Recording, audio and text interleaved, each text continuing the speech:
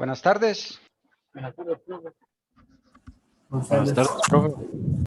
La clase de hoy resume casi que todo lo que hemos visto hasta ahora, o más bien, casi que todo lo que hemos visto hasta ahora es para llegar a esta clase. Ya a punto de terminar, por cierto, la materia de variable compleja, para usarla después ya en Laplace y Z y esas cosas. Profe, ¿Sí? ¿hasta dónde llega el examen, digamos, el primer parcial? Hasta variable compleja todo. Entonces, creo que la clase 12 todavía, que son integrales de variable real, pero usando métodos complejos, es la próxima clase, todavía entra eso. Ok, gracias. Sí, entonces hasta lo que entra el viernes, digamos. Listo, entonces me interesa mucho que quede clarito el concepto de integral de contorno y cómo vamos a ir paso a paso ahí, llegando a conclusiones un poco no intuitivas, pero que después de un rato ya uno sí como que le empieza a ver la intuición. Pero entonces vamos a ver cómo nos va. Ahí estuve jugando hoy en la mañana un poquito con Octave para hacerles unos dibujitos y ver si con los dibujitos algunos conceptos quedan más claros. Vamos a ver cómo nos va con eso. Yo tengo que preparar el Octave aquí para que no. Les puse, por cierto, ese script de Octave ya está en el TEC Digital, en lección 11. Entonces ahí lo pueden ver sin problema. Bueno, entonces vamos a ver integrales de contorno, que en realidad empezamos a ver la lección pasada, pero bueno, hoy vamos a ver justo lo que nos interesa. Entonces vamos a pasar por aquí. Vamos a repasar muy rápido qué son las integrales de contorno. Y vamos a usar lo que vimos la vez pasada para calcular dos casos muy particulares. O prácticamente es para calcular un caso en concreto, que es este caso de aquí. ¿Qué pasa si yo integro en un contorno que contiene a este polo, digamos, a este polo en z sub 0, de enésimo orden? ¿Ok? ¿Por qué vamos a hacer eso? Porque nosotros sabemos que cualquier función la podemos expresar con una serie de Lorentz centrada en z sub 0, aquí con unos coeficientes, z menos z sub 0 a la n. Y si yo conozco qué está pasando aquí, después vamos a ver por qué estoy usando la notación negativa. En principio yo podría usar aquí n's negativos para llegar a los términos aquí en positivo. Pero bueno, vamos a ver que ese caso es como mantequilla, porque nos van a dar siempre cero, pero en todo caso lo que me interesa aquí de ver integrales de contorno es ver este caso para precisamente ver, ok, entonces qué pasaría cuando yo tengo una función así. Y eso nos va a llevar, de hecho, esta filosofía concreta nos va a llevar a el teorema del residuo. Pero aún así, detrás de toda la filosofía va a estar, a pesar de que aquí está explícito en el teorema del residuo, el concepto de esta integral lo vamos a estar usando en toda la clase. Y vamos a derivar prácticamente estos tres métodos para integrar con variable compleja. La primera filosofía es el teorema de la integral de Cauchy, que para ir haciendo aquí un spoiler, eso lo que me va a decir es que si yo integro una función que es analítica dentro y sobre un contorno C, esa integral va a dar cero, siempre. ¿Ok? Si f de z es analítica. Ok, eso es el teorema de la integral de Cauchy. La fórmula de integral de Cauchy lo que me va a decir es que si yo tengo una función analítica, y yo le fuerzo un polo en z sub 0 y yo integro esta función en un contorno que contiene al z sub 0, entonces eso me va a dar la función analítica de aquí evaluada en z sub 0.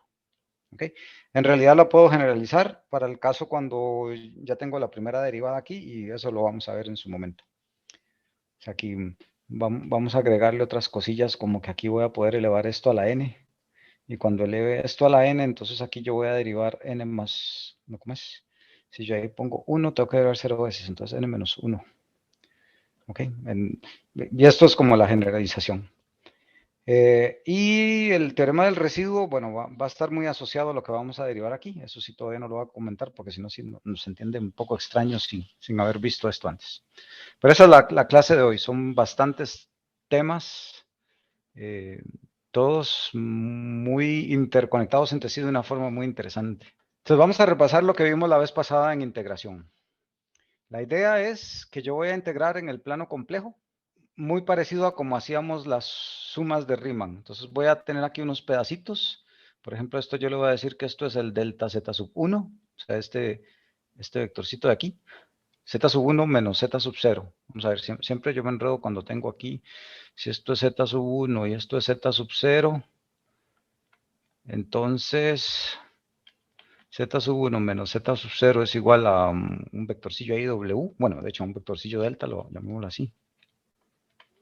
Y este vectorcito delta más z sub 0 me da z sub 1, así es como yo me acuerdo siempre de esta cosa. Voy a ponerle otro color a esto.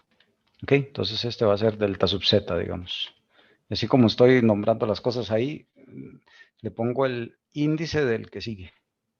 Ok, entonces aquí vamos a tener al delta z sub 1 sería este vectorcito, delta z sub 2 sería este otro vectorcito. Yo creo que aquí puedo poner a que me pinte vectorcitos. Pero los pinta muy grandotes. Y ahí vamos con todos esos vectorcitos. Ok. Y bien, estos son los deltas. Entonces este sería delta z sub 2, delta z sub 3. Y ahí en algún lado en el camino, digamos, voy a tomar a un valor z sub tilde, que está ahí en el centro, en alguna parte. Puede estar incluso en los extremos, pero bueno, para seguir la tradición lo tomamos ahí en alguna parte. Y yo voy a definir como integral a la suma de estos vectorcitos por el valor de la función aquí. Vean que no puedo graficarlo bien porque necesito 4 dimensiones, porque el valor de la función f en z tilde sub 1, esto es complejo. Entonces necesito parte real, parte imaginaria o magnitud y ángulo. Pero bueno, la idea va a ser como eso, como tener base por altura, pero donde la base es compleja y la altura es compleja. Y la idea va a ir haciendo estos deltas cada vez más chiquitillos. O sea, vamos a hacer que el máximo delta en todo este camino tenga magnitud tendiendo a 0. Y el número de estas particiones, digamos, o de estos pedacitos, de estos deltas, va a ser infinito.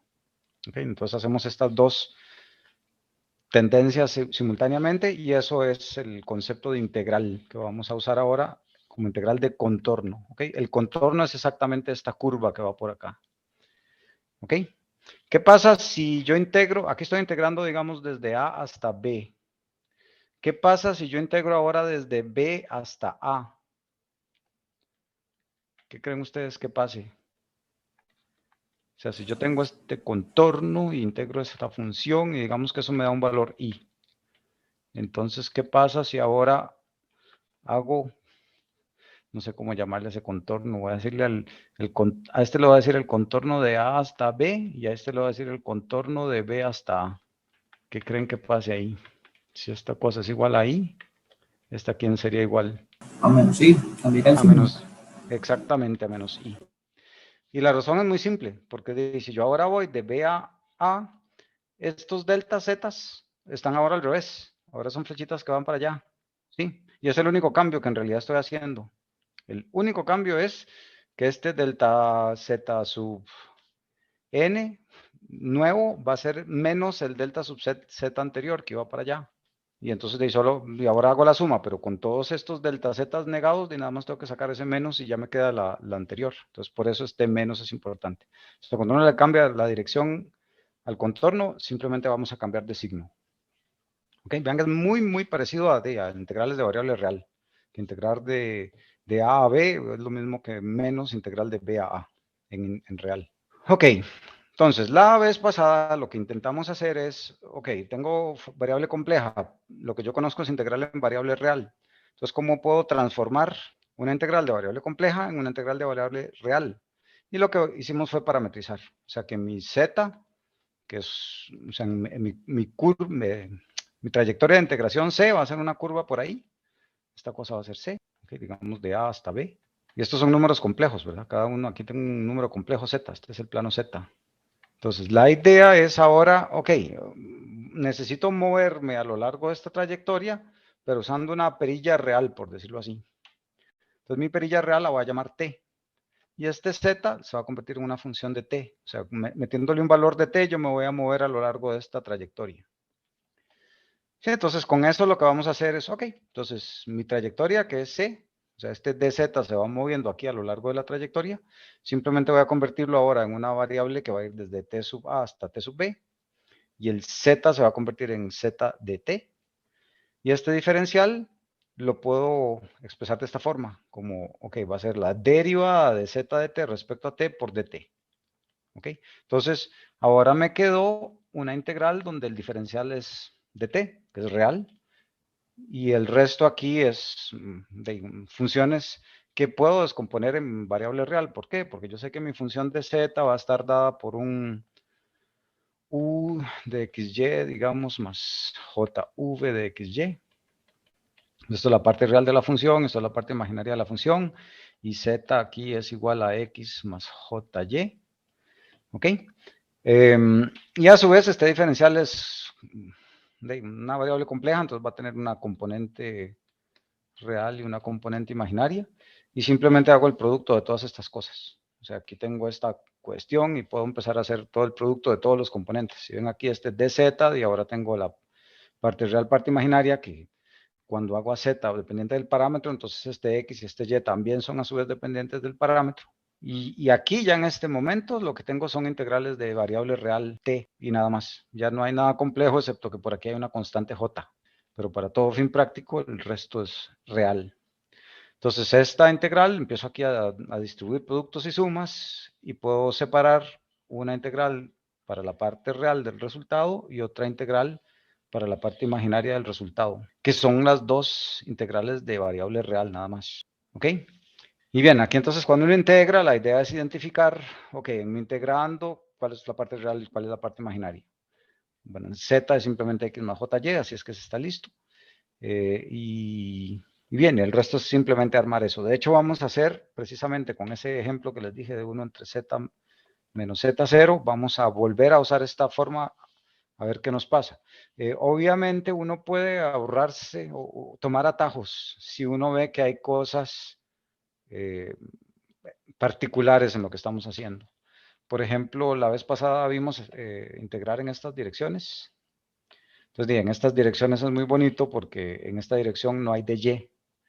Entonces, todo lo que esté multiplicando a un dy, bueno, en la parte original aquí, que estaba este dy, por ejemplo, esa parte se va a hacer 0.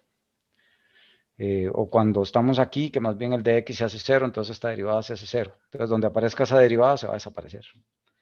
Y cosillas así uno las puede ir manejando. En realidad, el concepto más importante es este aquí, y el resto ya se deriva relativamente sencillito, dependiendo del caso. Vamos a ver ahí entonces un poquillo de casos. Como les digo, este es el caso más importante de todo lo que estamos viendo de integrar. ¿Qué es la integral en un contorno C de 1 entre z menos z sub 0, donde C es una trayectoria circular de radio r, ahí justo sobre z sub 0. Ok, lo podemos poner así. Vamos a ver, entonces aquí yo tendría z sub 0 y aquí tengo un círculo y este círculo tiene radio r. ¿Cómo podemos parametrizar un círculo? O sea, ¿cómo puedo tener una perilla t que cuando yo mueva esa perilla t me genere este círculo de radio r? ¿Alguna idea? Con el coseno y el seno, ¿no? Por ejemplo, ¿es una forma? ¿Cómo más o menos? Era cos de z más Z sin no, z. el Eh, z no. Z es una variable compleja, ¿verdad? Pero anda bien con la idea del coseno. ¿Alguien que le ayude? entonces, en tiempo, es verdad, más bien. Sí, sí. Si quieren ver t como tiempo, está bien. ¿Cómo sería? Entonces, coseno de t Más el más. seno de t. No, Me falta algo para el seno de t, pero está bien, el seno de t, me falta algo aquí. j. J, exactamente. Ok, hasta ahí tengo un círculo unitario. ¿Cómo hago para que tenga radio R? Multiplica todo eso por r. Exactamente. Ok, esta es una parametrización. ¿Eso no se les parece a algo? Superior. Sí, definitivamente, pero digo yo, este coseno de t por j seno de t, ¿no se les parece algo? Elevado a La la identidad. jt. Ajá. Ok, entonces ven que aquí ya tenemos dos parametrizaciones del círculo. Bueno, pero bueno, aquí tenemos un pequeño problema. Esto está centrado en el origen. ¿Cómo hago para que esté centrado en z sub 0? ¿Cómo hago para que esté centrado en z sub 0? ¿Se acuerdan del mapeo lineal? Si yo tengo algo que está centrado en el origen, ¿cómo hago para moverlo para que esté en Z sub 0? Sumándole la posición, digamos, sumándole Z sub 0. Exactamente. Entonces Z sub 0 tiene su parte real, que se lo va a sumar a este, y su parte imaginaria, que se lo vamos a sumar a este. Ok, aquí es la misma historia. Aquí es exactamente la misma historia. ¿Sí? ¿Sí se entendió la parametrización del círculo? Entonces está bonito, ¿verdad? Aquí le ajustamos el radio y aquí le ajustamos eso y tenemos la variable t. ¿Qué rango tiene que tener la variable t para hacer este circulito? De 0 a pi. A 2pi. A 2pi. Perfecto. Ok, si hacemos de 0 a pi, quedamos con solo medio círculo arriba, ¿verdad? Ok, entonces está bonito. Ahí tenemos esa historia ya. Voy a enseñarles el scriptcillo de Octave de una vez. Que quiero ver exactamente eso. Como les digo, está ahí en el Tech Digital, en ejemplos, o sea, en documentos, ejemplos, lección 11, ahí les puse, son 2 scriptcitos. Ahí los pueden abrir con Octave. Este del polo, aquí lo tengo de primer orden, le puse el z sub 0 en 1, y vean que la función es simplemente 1 entre z menos z sub 0 a la n. Orden 1, es exactamente el que estamos viendo ahí. Estoy haciéndome un contorno de integración que va a tener un radio 0.4. Este delta es que voy a partir el circulito en pedacitos, haciendo la suma de Riemann, digamos. Entonces voy a empezar aquí a enseñarles pedazos de cosas. Vamos a ver, él tiene que tirarme un montón de figuras que no sé dónde las puso. Aquí estamos viendo la magnitud de 1 entre z. Ese cilindro rojo que está ahí, no le hagan caso todavía. Ese cilindro rojo está, ya lo vamos a ver. Eso tiene que ver con el contorno de integración. Esta cosa gris que estamos viendo aquí es como la superficie de 1 entre z sub 0, la magnitud de eso, ¿verdad? Son números complejos, ahí tienen magnitud y tienen fase. Entonces vamos a buscar la fase por aquí, a ver dónde la encuentro. Esa es la parte real, para variar la fase, quién sabe dónde la metió, ahí ya la encontré. Aquí está el argumento. Ok, y en el argumento también estamos viendo esa cosa que tiene que ver con el contorno de integración. Pero sí, bueno, 1 entre z sub 0 se va a ver así, la magnitud, la magnitud, supongo que tiene sentido que sea así, ¿verdad? Porque conforme nos acercamos a z sub 0, el número se va acercando a 0 y la magnitud sube un montón. De hecho, si yo le digo a esto que me haga una autoescala, me voy a arrepentir, pero bueno, no importa, voy a decirle que me haga la autoescala. De ahí se ve, lo que estaba haciendo antes era cortando aquí en 10, para que no pase eso, porque obviamente conforme me acerco a 0, esta cosa tiene infinito. Entonces ahí está esa aguja. ¿Sí se entiende lo que estamos viendo? Este es el ángulo. Vean que, bueno, 1 entre z menos z sub 0. Si nos imaginamos el z sub 0 es el origen, entonces z menos z sub 0 son los fasorcitos de ese z sub 0 hacia donde esté. Y así va a ser el ángulo. Por eso aquí esta cosa, cuando estoy en, digamos, si z menos z sub 0 es horizontal, estoy con ángulo 0. ¿Sí? O sea, tengo una flechita que va, vamos a hacer un dibujito por aquí. O sea, aquí tengo z sub 0 y aquí tengo z. Entonces, de este número complejo, z menos z sub 0, tiene ángulo 0. Conforme yo me voy moviendo para allá, el ángulo va subiendo hasta que llego a 2pi cuando estoy en el otro lado. Entonces eso es justo lo que estábamos viendo aquí, de que el ángulo empieza en 0 y empieza a subir. Ah, bueno, pero como es 1 entre z sub 0, el ángulo que veo es menos este ángulo, ¿verdad? Eso, bueno. Ah, es que voy de, ya lo vi. Aquí estoy de menos pi a pi, entonces ahí también se puede. Ok, entonces vean que cuando tengo 1 entre z sub 0, tengo que cambiarle el signo al ángulo. Ah, y este X aquí lo tengo invertido, tengo que darle vuelta para acá para verlo bien. Sí, ahora sí lo estoy viendo bien. Aquí cuando estoy en 0, le tengo ángulo 0, no hay problema. 1 entre ángulo 0 sigue siendo ángulo 0, pero conforme empiezo a subir de ángulo, debería empezar a bajar porque 1 entre z sub 0 tiene menos ese ángulo, entonces empiezo a bajar aquí. Y bueno, y de repente cuando estoy aquí a 180 grados, puedo decir que ahora estoy en menos 180 grados y me devuelvo. Por eso hago este salto espantoso aquí, de menos 180 grados a 180 grados y me devuelvo. ¿Sí se entiende lo que estamos viendo aquí? Simplemente el ángulo de 1 entre z menos z sub 0. ¿Ok? Y de nuevo la magnitud es esa cosa loca que acabamos de ver aquí. Y la parte real y la parte imaginaria, por si se lo quieren imaginar mejor así. que esas yo casi nunca las uso porque no me dan mayor información y me confunden. Pero bueno, de ahí está. La parte real de 1 entre z menos z sub 0 y la parte imaginaria también. No sé si tienen preguntas de esta primera lógica. Ok, ahora, queremos, voy a correr esto otra vez solo para que me arregle estas imágenes, a ver si lo logra. Sí. Queremos hacer la integral de esto. Entonces, sobre un contorno circular, ahí centrado en Z0, o sea, Z0 es el centro de este círculo, por ahí en alguna parte. Y queremos la integral alrededor de ese círculo. Vamos a ver aquí, orientarme, porque como Octave me cambia a veces. Si ven que aquí el Y está aquí, o sea, deberíamos verlo así. Ok. Aquí estamos el plano, este es el circulito sobre el que voy a hacer. A propósito, no le puse el último pedacillo, pero es solo en el dibujo, que no está hecho el último eslaboncito aquí para ver yo dónde empieza y dónde termina, sino de nada más se ve continuo.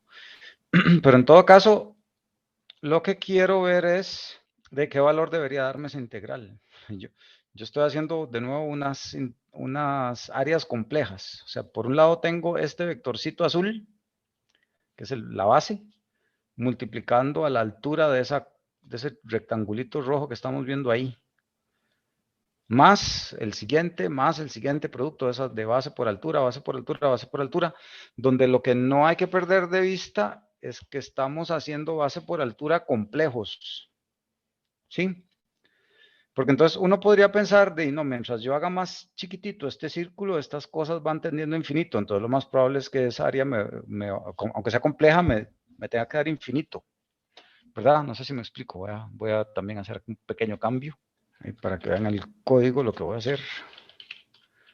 Voy a decirle en el código que yo quiero que mi radio de convergencia sea ahora, yo que sé, 0.2. Creo que eso va a ser demasiado y me voy a arrepentir, pero no importa. Entonces, este es 0.4, entonces voy a hacer un radio más chiquitillo, entonces obviamente la altura ahora va a subir un montón, ¿sí? Y entonces de ahí yo puedo hacer ese radio cada vez más pequeñito y lo que yo vería es que tengo una base por altura donde la altura va teniendo infinito y yo podría pensar de que esta cosa debería darme infinito. Pero bueno, la otra cosa que hay que ver es que conforme más pequeño sea el radio, la base es cada vez más pequeña. Pero aún así, más importante es ver de que yo no solo estoy multiplicando esta altura, sino que tengo que considerar dos ángulos. Uno, el de la base, y dos, el de la función. Entonces yo estoy haciendo el producto de dos números complejos.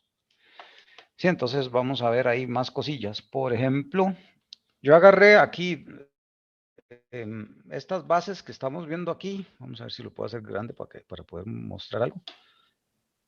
Está esta base, entonces cada una de estas bases, yo las numeré, la base 0, la 1, la 2, la 3, la 4, y aquí tengo como 30 bases, o 20, no me acuerdo, 30 tengo. Y aquí yo estoy haciendo el plot para cada uno de esos zetas, ok, ¿cuál base tengo? ¿Sí saben o sí se entiende lo que estoy mostrando aquí? Entonces tengo aquí, por decir así, las bases que van girando alrededor del círculo. Entonces, bueno, de hecho, si uno las ve aquí, completan todo el círculo, ¿verdad? Pero bien, entonces estas son las bases. Yo tengo que agarrar esas bases y cada una de ellas multiplicarla por el valor de la función. Este sería el valor de la función. Sí, entonces, la base, esta primera aquí en 0, tiene que multiplicarme al valor de la función aquí en 0. ¿Sí? De hecho, vean que esta cosa tiene ángulo 0, pero esta cosa tiene ángulo 90. Y espero que sí se lo imaginen porque al inicio, vamos a meter aquí una página vacía. Al puro inicio, tenemos, voy a poner el Z0 aquí en el origen solo para simplificarnos aquí un poco el dibujito. Al puro inicio, digamos que aquí va mi primer Z y aquí va el segundo Z. Entonces el delta Z va hacia arriba, o sea, solo tiene componente imaginaria. Entonces eso es lo que estamos viendo aquí, que este Z tiene solo componente imaginaria. Por otro lado, la función, acabamos de verlo que ahí al puro inicio, de hecho la función en sí, el Z menos Z sub 0, tiene ángulo 0 y 1 entre eso va a tener ángulo 0. ¿ok? Entonces, bueno, conforme nos movemos en el círculo, las bases van a ser números complejos que van tomando estas direcciones, mientras que el z menos z sub 0 van a ser numeritos complejos que van a ir, bueno, como es 1 entre eso, van a ir en esta dirección, ¿sí?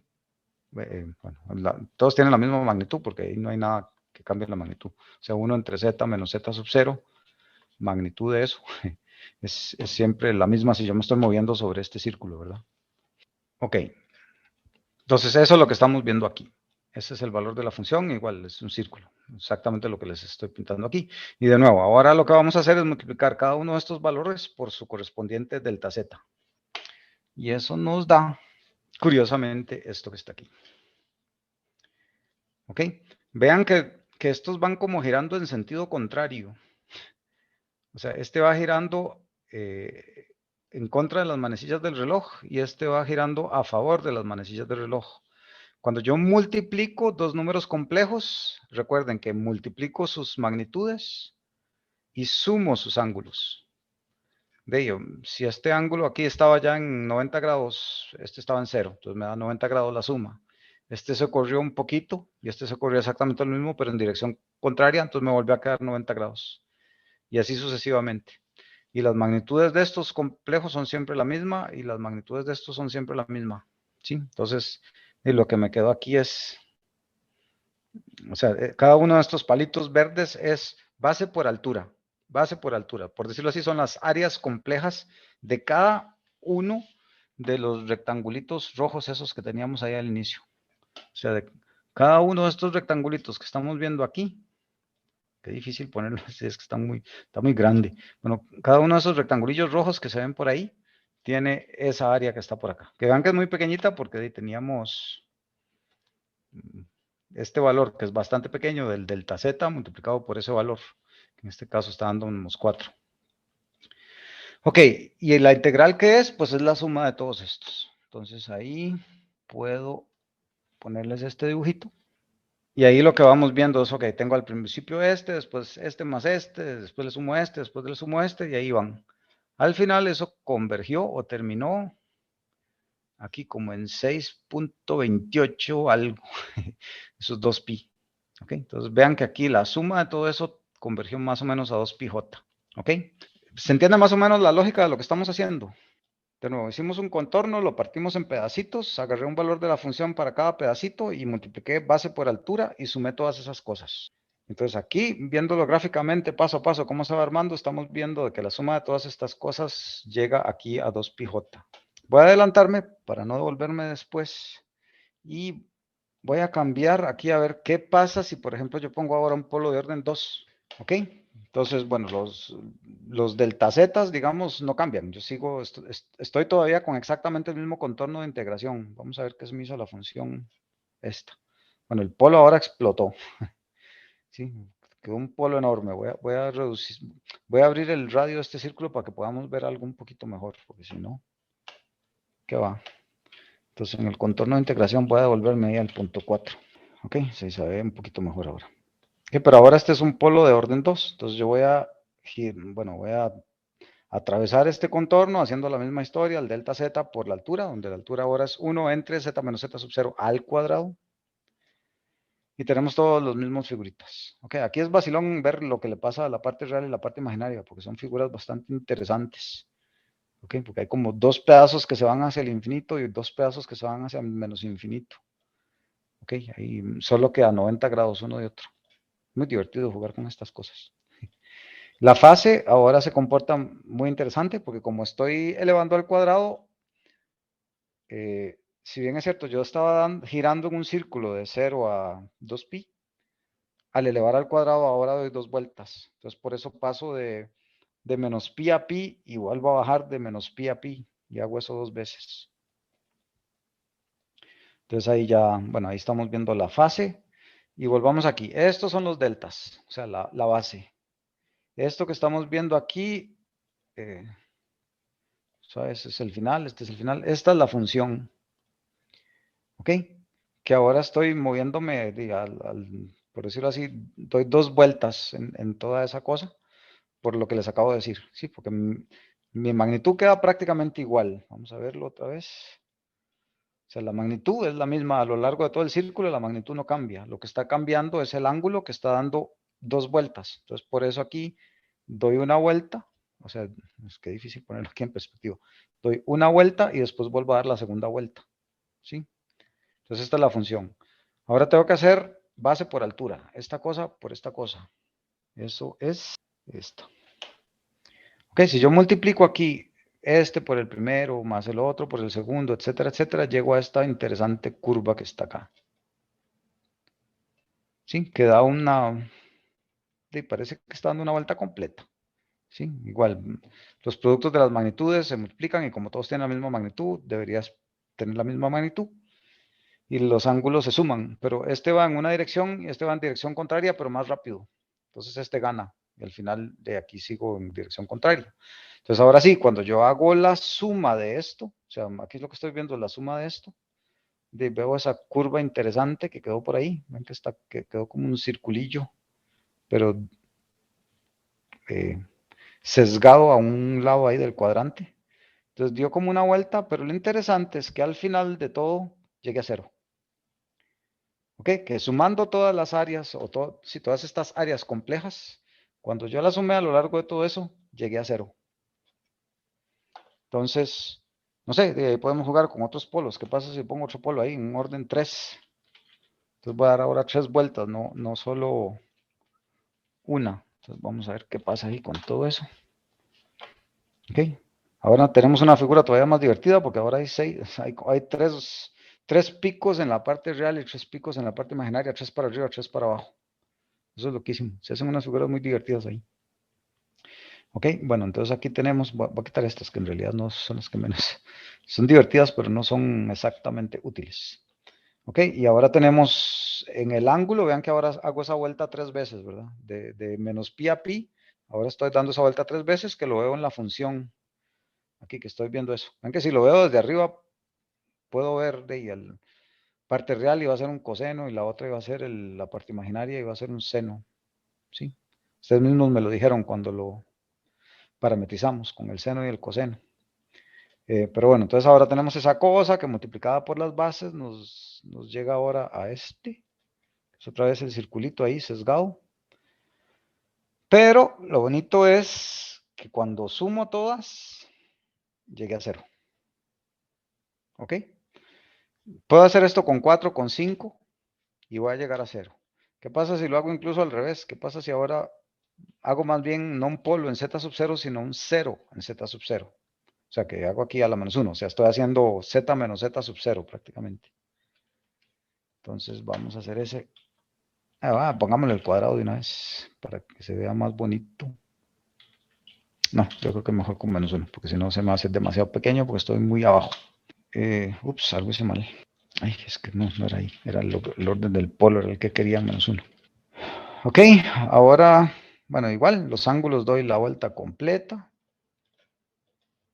En cuanto al plot de la función, y ahora tengo un 0 en 0. Ok, eso se ve bonito. Aquí arriba queda como un poquillo torcido ahí esa cosa, pero bueno, no hay nada mágico ni raro ahí. Todo es como entendible. Es cuestión de ponerse a jugar ahí porque z menos z sub 0 me da esas cosas reales imaginarias. Pero aquí está la magnitud y la fase que se comporta parecido al de antes. Igual, aquí tengo mis delta zetas. Aquí tengo las alturas de la función y los productos. Bueno, aquí casi no se ve por las escalas, pero la suma al final vuelve a llegar a cero. Lástima que aquí sí creo que no tengo cómo. Estoy dando la vuelta como antes, pero no me deja aquí hacer como un buen zoom. No me deja hacer el zoom. El punto, bueno, ahí si nos ponemos a jugar con eso un poco más, podemos ver que esta cosa ha dado igual, un circulito descentrado que al final llega a cero. ¿Ok? Entonces, el único caso que parece que está llegando a algo que es distinto de cero es el polo de primer orden. ¿Ok? Que ahí ya vimos, está llegando a 2πj de alguna forma. Y eso es lo que quiero demostrar ahora. No sé si tienen preguntas sobre esta parte más conceptual antes de entrar ya a la matemática que lo demuestra. Todo bien, profe. ¿Sí se entiende la lógica o lo que estamos haciendo? Sí. Qué dicha. Vamos a ver. Entonces, vamos a demostrar exactamente eso que acabamos de hacer. Vamos a usar mapeos, aprovecharnos de mapeos para simplificarnos la existencia. Entonces vamos a llamar a z tilde z menos z sub 0. ¿Ok? De modo que esta cosa de aquí es z tilde. Y si z tilde es z menos z sub 0, ¿quién sería el diferencial? Vean que el diferencial de z sub 0 es una constante, eso deja de afectarnos y es exactamente el mismo diferencial. Entonces podemos ver todo como si estuviera centrado en el origen. Necesito convertir mi trayectoria de integración. Si antes estaba centrada en z sub 0, ahora lo único que hago es que voy a tener el circulito de radio R centrado en 0. ¿Sí? Y esta va a ser entonces ahora mi z tilde, que estamos aquí, parte real de z tilde. Y parte imaginaria de z tilde. Y listo. Entonces vamos a integrar aquí en este trayectoria. Vamos a hacerlo por las dos parametrizaciones que ustedes mismos me dijeron hace un rato. Primero usemos z tilde igual aquí radio coseno de t más jr seno de t. Ok, voy a necesitar la derivada. ¿Qué quiero montar? Voy a montar exactamente esto que está aquí. Ok, entonces mi función va a ser, bueno, 1 entre z tilde. Mi parametrización va a ser lo que ustedes me dijeron, que no sé dónde me lo dijeron, aquí están. Las parametrizaciones van a ser esta primero, donde, bueno, ya quitamos al pasarlo al origen, y la otra va a ser esta, donde igual vamos a quitar el z0. Ok, entonces necesito para la integral la derivada de esto, ¿sí? ¿Por qué? Porque la necesito aquí, ¿sí? Entonces eso es lo primero que necesito, y vamos a aplicar las reglas de siempre. ¿Quién es la derivada del coseno? Esta es la función que quiero derivar. Entonces, R es una constante. Derivada del coseno es el menos seno. Derivada del seno es el coseno. ¿Ok? Y el resto son constantes, así es que se quedan como están. Ahora sí, este menos es j al cuadrado. ¿Para qué hice ese cambio? Para poder factorizar aquí un j. ¿Ok? Y entonces me quedaría este R coseno de t por este j. Y el j que me sobra me queda aquí. Pero esto que está aquí es exactamente lo mismo que z tilde. ¿Ok? O sea, si z tilde es esta función y es exactamente esta que está aquí. O sea, esto es idéntico a esto. ¿Y de qué me sirve eso? Muy bonito, porque entonces ahora la derivada es j tilde de t. Entonces vamos a ver. De nuevo, eso es el planteo que teníamos antes, que yo nada más puedo parametrizar esto. Y entonces mi función va a ser 1 entre z tilde de t. ¿Por qué? Porque lo que yo hice es que z tilde es z menos z0, ¿verdad? Y mi función es 1 entre z menos z0, que es lo mismo que 1 entre z tilde. ¿Ok? Vean que, ok, tenemos esta historia. El diferencial aquí z tilde es derivada por dt. La derivada dijimos que era j tilde, de hecho, ¿no? O sea, esta derivada es lo mismo que j z tilde de t, según lo acabamos de decir aquí. Y entonces se cancelan estas dos. Sí, bueno, aquí los estoy poniendo otra vez como zt, pero ni tan siquiera es necesario. Yo puedo ahorrarme eso ya desde aquí. Ya veo que aquí está z tilde de t entre z tilde de t, eso se cancela. Y al final, si esos dos se cancelan, porque esta cosa es jz tilde, me queda nada más que esto, la integral de j de 0 a 2pi de t, que es 2πj, que es exactamente lo que acabamos de ver en el dibujito, ¿verdad? Es exactamente esto que acabamos de ver aquí, que al final yo llego a 2πj, ¿sí? Entonces, listo, ya tenemos ahí la primera integral. Por el otro camino nos queda muy parecido. O sea, la parametrización es R por E a la JT. ¿Quién es la derivada de eso? R es una constante. ¿Cuál es la derivada de la exponencial? J es una constante. ¿Me falta algo aquí? Por J. Exacto. Sí, entonces ya tenemos ahí la derivada. Igual, lo mismo. Vean que esto que está aquí es z tilde, otra vez. O sea, habíamos dicho en la parametrización esta, z tilde de t es e a la j t por el radio, se me olvidó el radio. Ok, y entonces esto es lo mismo que j por z tilde de t. Ok, igual, bueno, aquí reemplacé otra vez quién era z tilde de t, que está aquí y aquí, Pero bueno, ya aquí en principio yo pude haber puesto que esto es j z tilde de t y esto se cancela con esto. Y vuelvo entonces a tener a que es j por integral de 0 a 2 pi de t, que es igual a j por t, o sea, la integral de t es t de 0 a 2 pi, y de 2 pi menos 0, 2 pi. ¿Ok? Entonces, ya aquí llegamos a dos caminos de ese resultado súper importante. Que la integral en un contorno circular centrado en z0 de radio r me da 2 pi j. La primera observación aquí es que, ¿qué pasó con r? O sea, nosotros hicimos la integral ahí con un asunto de radio r. ¿Sí? Aquí estaba el r. Pero y en todo el proceso se desapareció. O sea, vean que esto es independiente de r. Eso es fantástico. O sea, no importa si yo estoy integrando muy cerca del z0. Vamos a ver qué lo hice. No importa si yo estoy en este contorno de integración lejísimos del 0 o a la pura par del 0, ya cuando esto casi se está haciendo infinito. No importa. El resultado va a ser 2πj siempre. Eso es bastante loco y poderoso. Entonces, eso debería ser como parte de las mantras que yo les di por ahí. Ok. Entonces, bueno, este es un resultado súper importante, muy importante, porque entonces sabemos que el aporte de esta parte, cuando tengamos la serie de Lorentz de algo, va a ser 2πj, multiplicado por lo que esté multiplicando a esto. Si en la serie de Lorentz, usualmente este término va a estar multiplicado por un c sub menos 1. Entonces, ese c sub menos 1 lo puedo sacar porque es una constante. Y entonces aquí me quedaría 2πj por esa constante. Por lo menos el aporte de este término en la serie de Lorentz. Ok, veamos ahora la otra intuición que teníamos. ¿Qué pasa cuando ahora tengo ese polo a la n, donde n no es 1? ¿Por qué no es 1? Porque ya lo hice. Aquí está con n igual 1, ya lo hice. Da 2πj. Pero ahorita vamos a ver otra razón más importante por qué excluir al 1 en la derivación que vamos a hacer.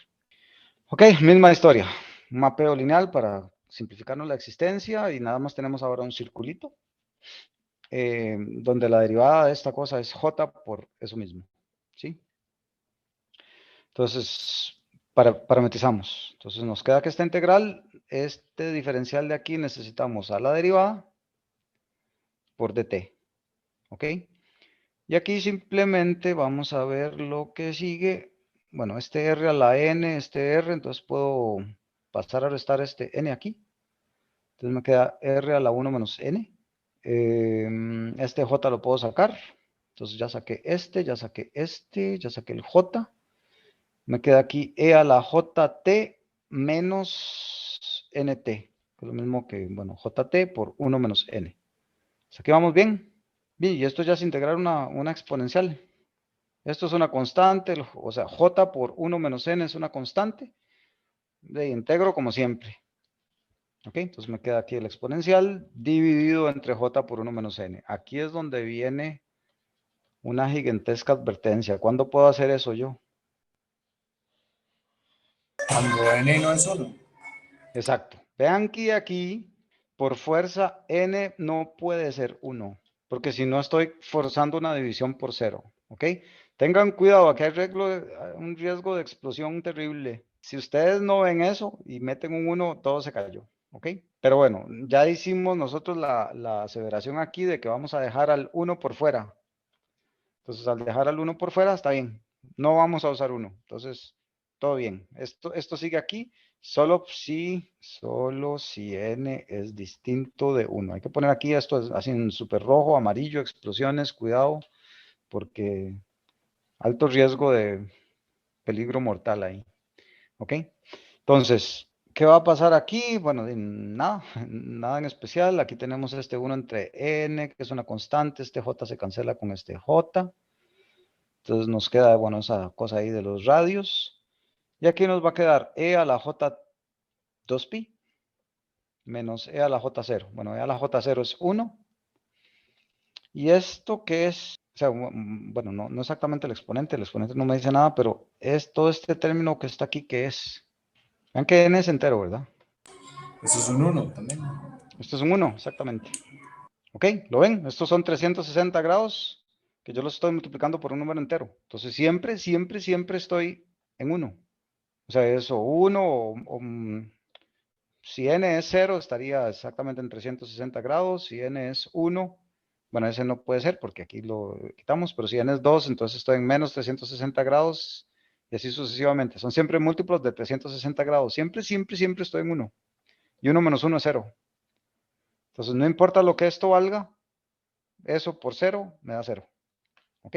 Tal y como nos dio la intuición ahí gráfica que hicimos con Octave. ¿Ok? Entonces, eso está interesantísimo porque todos los términos, estos que estén aquí, que no tengan exponente 1, son 0. Y única y exclusivamente el término con n igual 1 me da 2πj. ¿Sí? Entonces, ya casi que aquí, bueno, vamos a ver, en esta integral vean que incluso aplica, esta deducción aplica para cuando n es negativo, porque no hemos hecho nada que impida que n sea negativo, ¿verdad? Y si n es negativo, entonces también me va a dar 0, con todo el mundo, o sea, no solo con n's positivos mayores a 1, sino con los 0 y negativos, eso siempre me va a dar 0. Entonces es interesante eso, de que cuando yo haga la integral de una función que yo esté metiendo ahí, yo meto aquí una función de z, sabemos que esa función es una serie, o tiene una serie de Laurent, centrada en alguna parte. Ok, la integral de una suma es la suma de las integrales.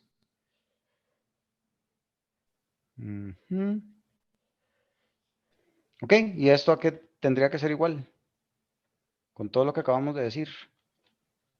Si este contorno es un circulito centrado en z sub 0 de radio r. ¿Esto a qué tendría que ser con todo lo que acabamos de ver aquí? ¿Lo ven? Todas estas integrales son 0, excepto aquella en el que aquí tengamos un menos 1, que en ese caso da 2πj. ¿Sí? Entonces ahí está el poder de esa deducción que acabamos de hacer. De que ya en principio sabemos este detallazo. De que integrar en este circulito centrado en z sub 0 de r me va a dar z sub menos 1. ¿Sí? ¿Preguntas hasta ahora? No, profe, todo bien. Ok, necesitamos para unas demostraciones que vienen la desigualdad ML. La desigualdad ML en los reales es muy bonita porque es muy gráfica. Si ustedes se acuerdan, bueno, digamos esto es X y yo tengo aquí la integral de A a B de una función. ¿Ok? ¿Qué me daba la integral de A a B de una función? ¿Qué era gráficamente esa cosa? El área bajo la curva. Exactamente. Esto sería la integral, ¿verdad? O sea, la integral es el área bajo la curva. Ok.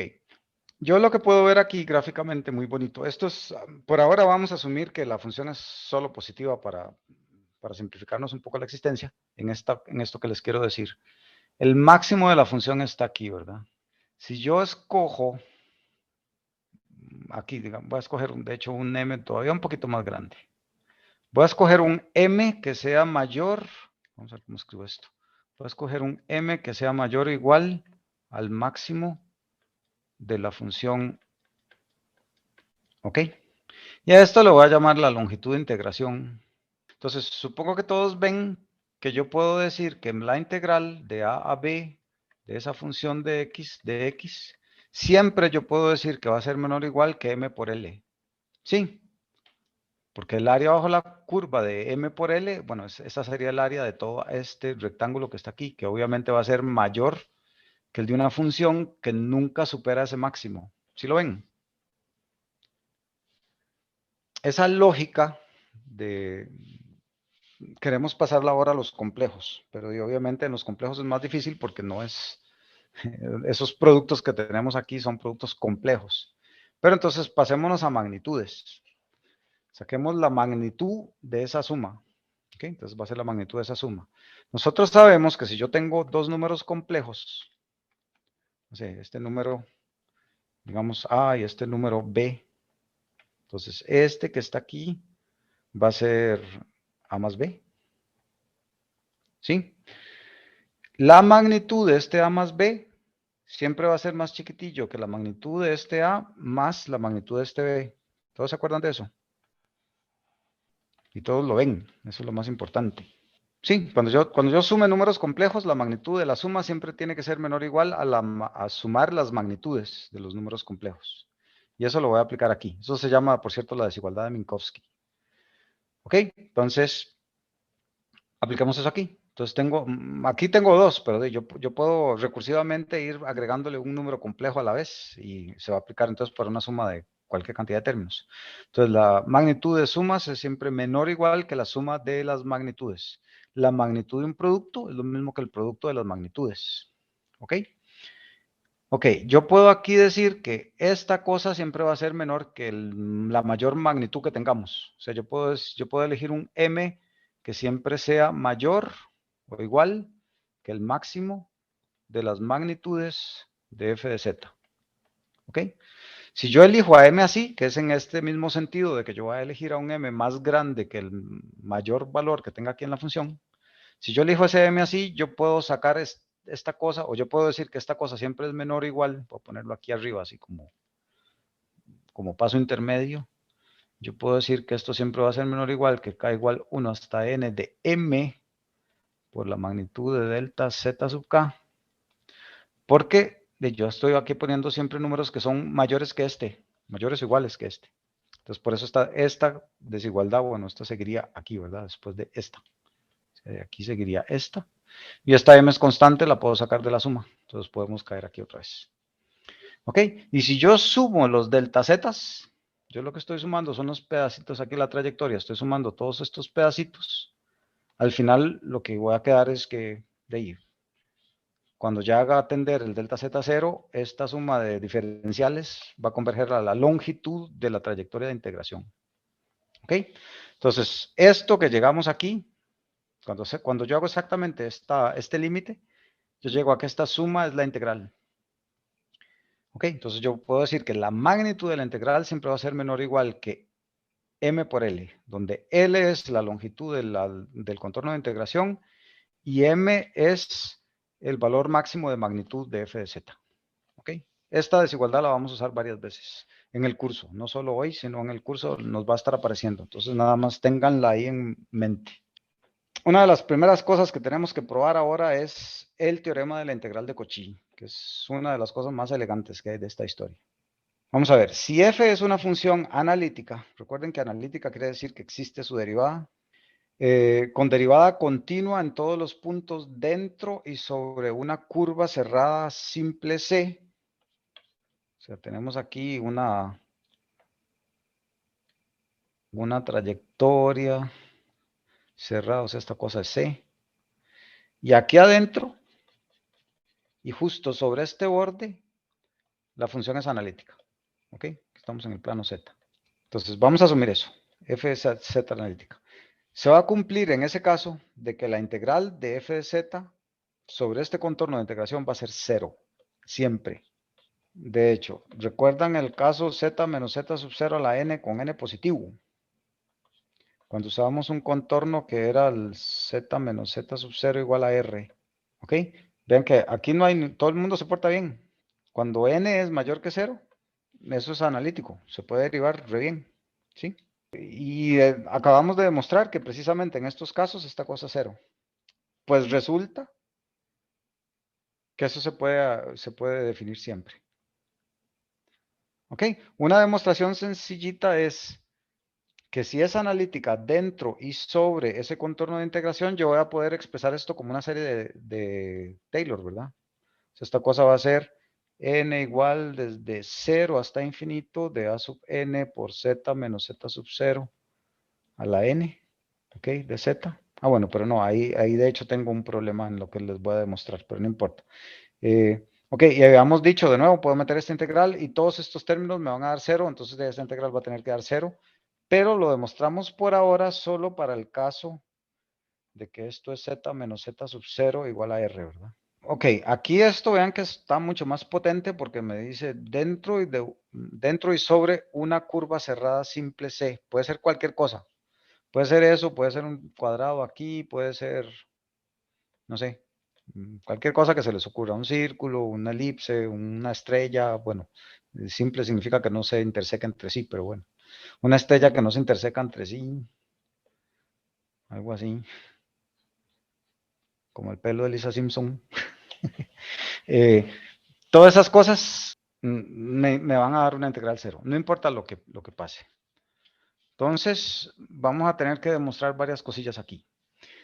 La primera es una demostración parcial, voy a hacerla parcial porque es la más fácil, que se basa en el teorema de Green. El teorema de Green, los de electrónica lo deberían volver a ver cuando vean las ecuaciones de Maxwell en teoría electromagnética.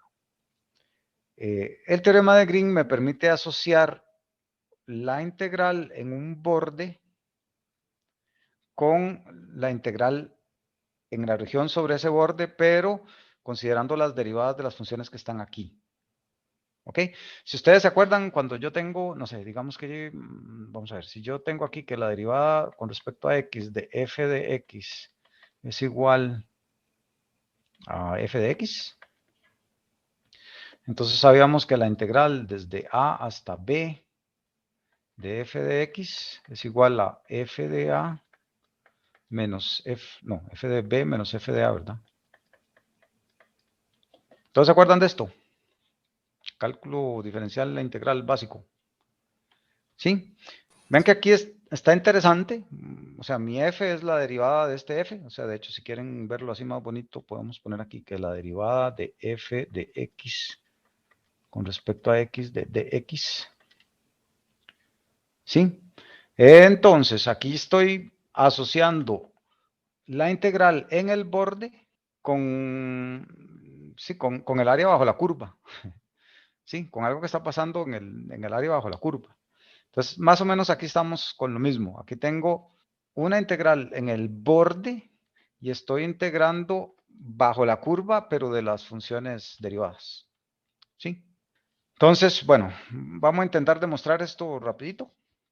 Bueno, el teorema de Green no, de hecho el teorema de Green está en el libro del curso demostrado en un apéndice por si les interesa verlo. En teoría deberían haber visto la demostración de esto en cálculo superior y lo van a usar de nuevo en las ecuaciones de Maxwell porque esto es fundamental, estar asociando aquí integrales en un contorno con integrales en la región. ¿Ok? Pero bien, aquí necesitamos tener un poquito de cuidado. Vamos a ver, la integral que ando buscando es esta cosa. ¿Ok? De nuevo, f es igual a u más jv y z es igual a x más jy.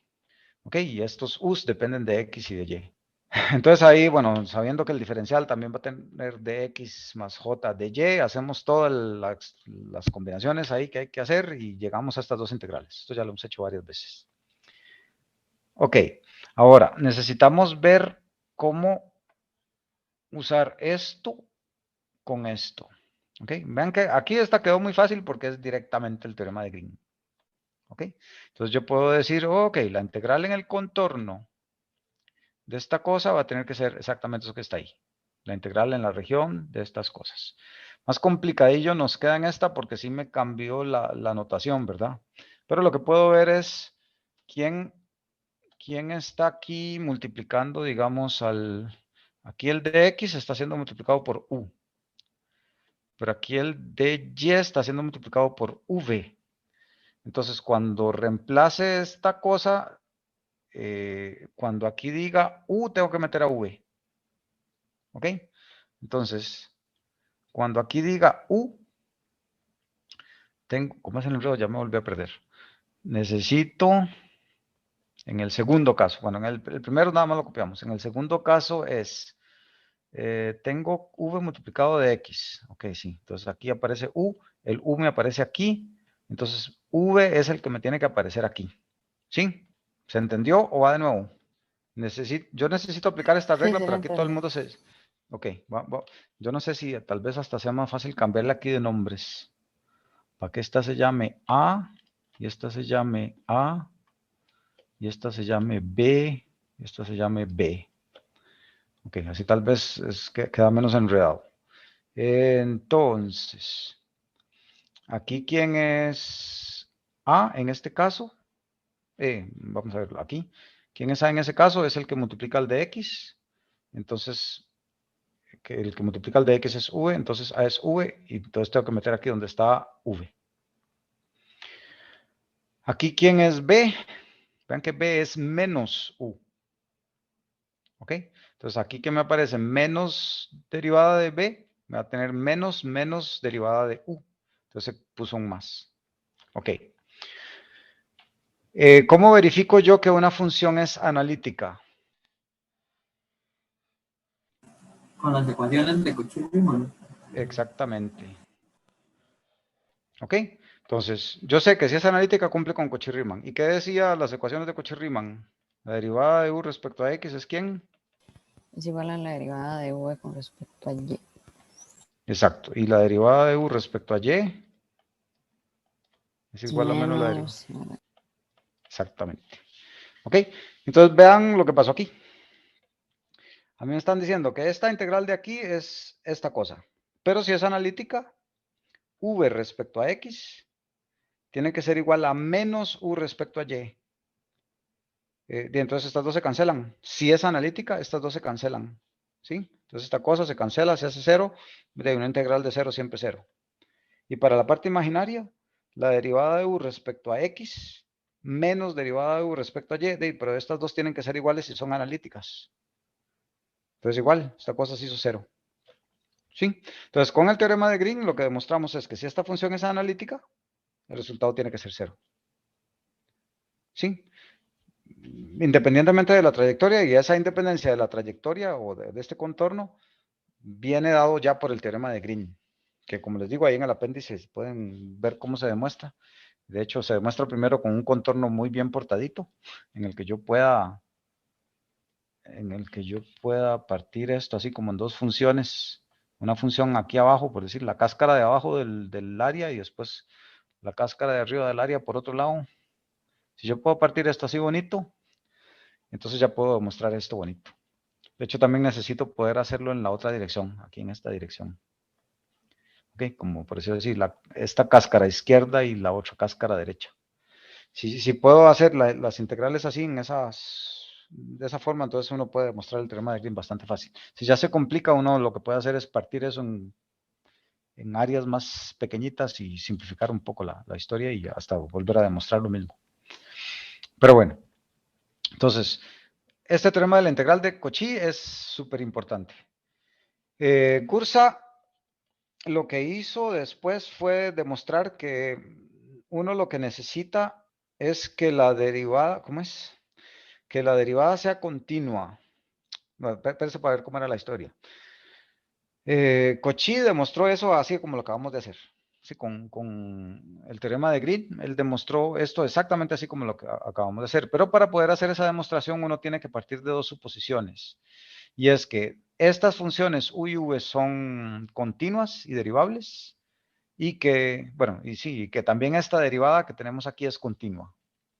Esa es bueno, son condiciones relativamente fuertes. Gursa le dio un par de vueltas al asunto para relajar un poco esas condiciones.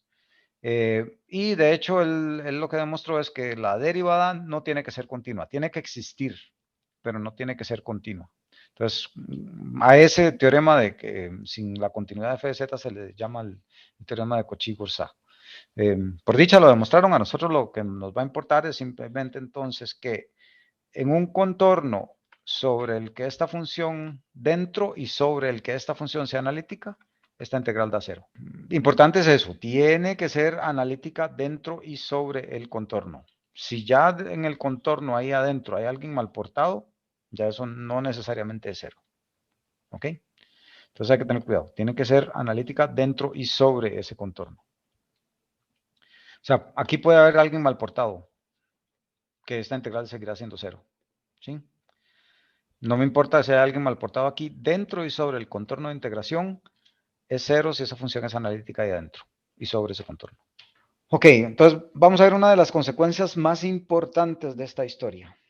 Y es que, vamos a verlo así. Digamos, tengo un contorno cerrado y aquí sobre este contorno y dentro de esta área aquí la función es analítica. Ok, fantástico. Yo puedo partir esto en dos fragmentos, que voy a ir de A a B. Entonces, por C1 me voy a ir de A a B y por C2 me voy a devolver de B a A. Cuando yo hago la integral sobre este contorno completo, me tiene que dar 0. Y yo puedo hacer, ok, la integral de la función, voy a irme por C1 primero y después me vuelvo por C2. Y esa integral me tiene que dar 0 por el teorema de Cauchy. Pero, bueno, vamos a ver. ¿Cómo puedo representar yo este pedacito C2 devolviéndome? O sea, que yo quiero ir de A a B, pero por este lado. A eso lo vamos a llamar menos C2. ¿Ok? Pero yo sé que esta integral de menos C2 es lo mismo que menos la integral de C2, ¿verdad? Sí, o sea, integral de C2 de f de z es exactamente igual que menos integral de menos C2 de f de z. ¿Sí lo ven? De nuevo, cuando yo integro en la dirección contraria, simplemente le cambio de signo porque lo que estoy haciendo es cambiándoles a todos los de z su dirección. Entonces, bueno, esto es importante para lo que vamos a hacer aquí. Entonces vamos a ver, C2 es lo mismo que menos integral en menos C2, lo que acabamos de ver. Y esta suma tiene que darme 0.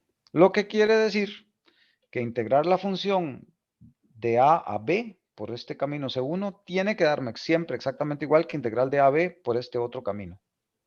¿Ok? O sea, si mi función es analítica, me va a dar igual cómo llego yo de A a B. Puedo irme por cualquier camino que quiera y siempre me va a dar el mismo resultado. Si la función es analítica. ¿Ok?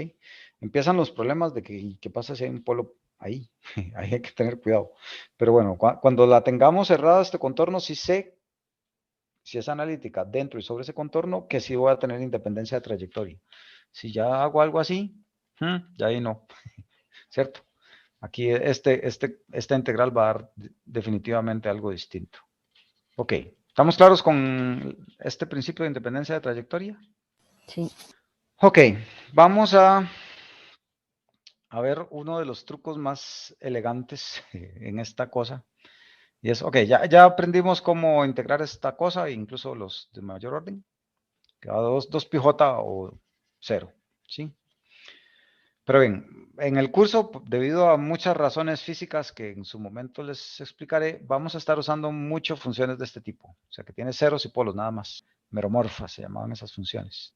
Y voy a querer integrar sobre estas cosas.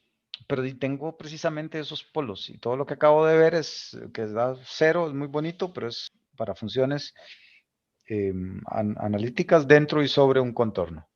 Pero vean el trucazo. Yo quiero integrar aquí y tengo un polo ahí metido en Z0, digamos.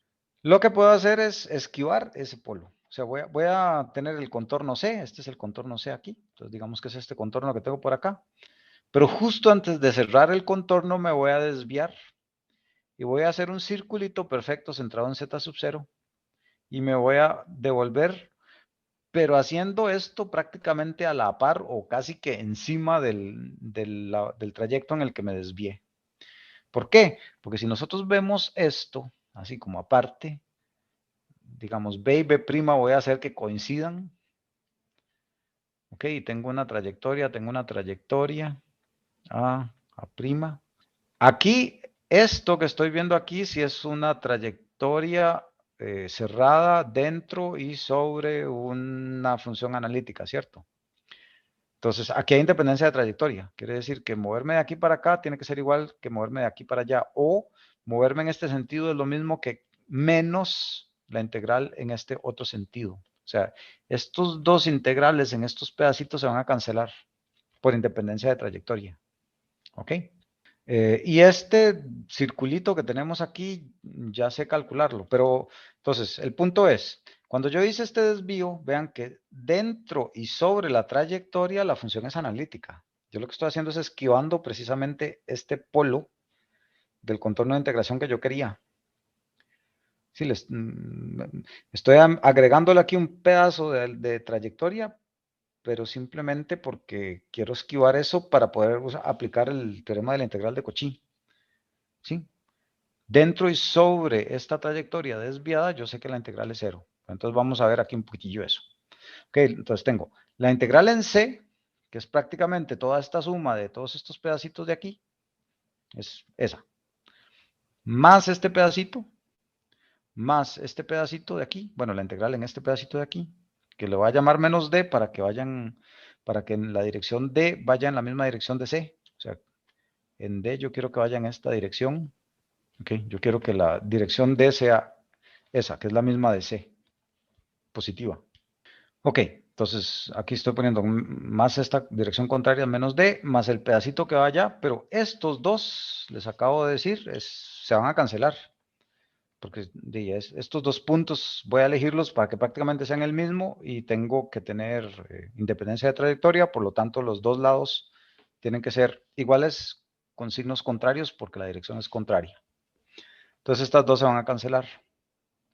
Entonces yo voy a poder pasar esto al otro lado de la igualdad. ¿Ok? Y con este menos, bueno, me va a quedar menos, pero la dirección de la trayectoria ahí la voy a poder cancelar. ¿Sí? Entonces, bueno, esto es lo que les acabo de decir, que estos dos pedazos van a ser iguales con sentido contrario y este menos lo puedo sacar.